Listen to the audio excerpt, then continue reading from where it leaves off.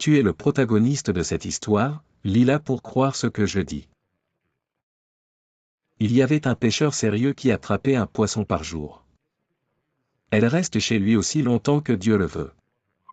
Une fois qu'elle était finie, il se rendait à la plage pour pêcher un autre poisson ce jour-là.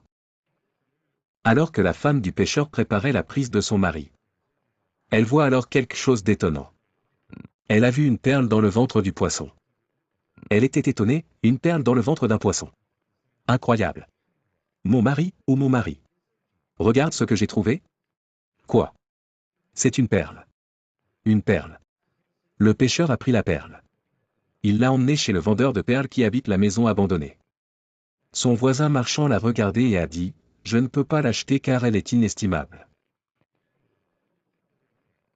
Mais va voir le chef des vendeurs dans la ville voisine, peut-être qu'il pourra l'acheter de toi. Notre ami a pris la perle. Il est allé voir le grand marchand dans la ville voisine avec elle. Il lui a raconté l'histoire. Il lui a dit, « Mon frère, vraiment. Ce que tu possèdes est inestimable, mais j'ai trouvé une solution pour toi. Va voir le gouverneur de la ville, il peut t'acheter une telle perle. » Devant la porte du palais du gouverneur, notre ami attendait avec son précieux trésor l'autorisation d'entrer. Quand le gouverneur l'a vu, il a dit, « C'est exactement ce que je cherche. Je ne sais pas comment évaluer son prix, mais je vais te laisser entrer dans mon coffre-fort. Tu y resteras pendant 6 heures. Prenez ce que vous voulez. C'est le prix de la perle. » Le pêcheur dit, « Monsieur, pourriez-vous réduire à 2 heures? 6 heures, c'est trop pour un pêcheur comme moi. » Le gouverneur répondit, « Non, ce sera bien 6 heures complètes pour prendre ce que tu veux du trésor. » Notre ami est entré dans le trésor du gouverneur et a vu une scène incroyable.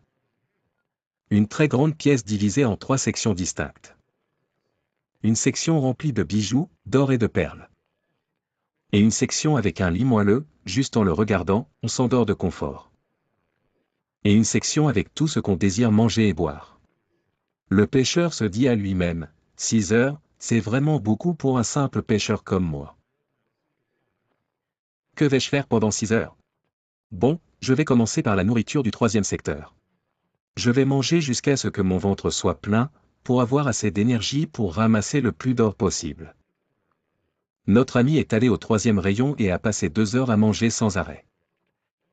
Une fois terminé, il est allé au 1er secteur. En chemin, il a vu ce lit confortable. Il se dit alors, « J'ai mangé à ma faim, pourquoi ne pas profiter d'un bon sommeil pour avoir l'énergie de récolter le maximum? C'est une chance unique, quel idiot je serais de la laisser passer. » Le chasseur est allé au lit et s'est allongé.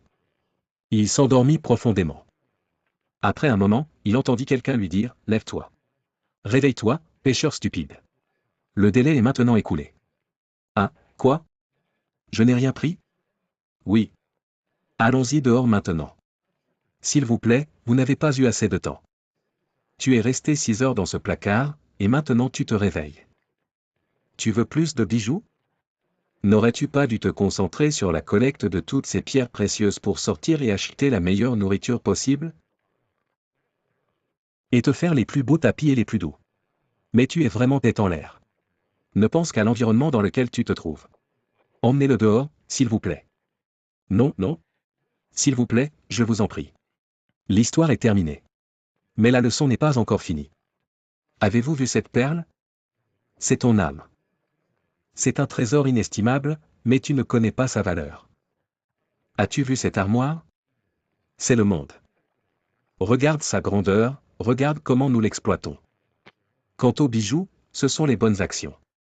Quant au lit douillet, c'est l'insouciance.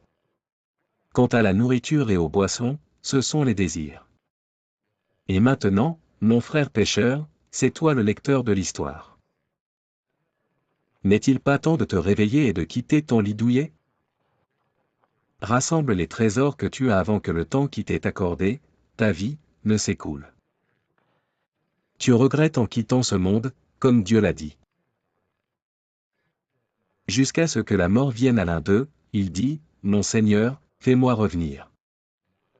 Pour que je fasse le bien avec ce que j'ai laissé. » Non, C'est une parole qu'ils prononcent, et derrière eux, il y a une barrière jusqu'au jour où ils seront ressuscités.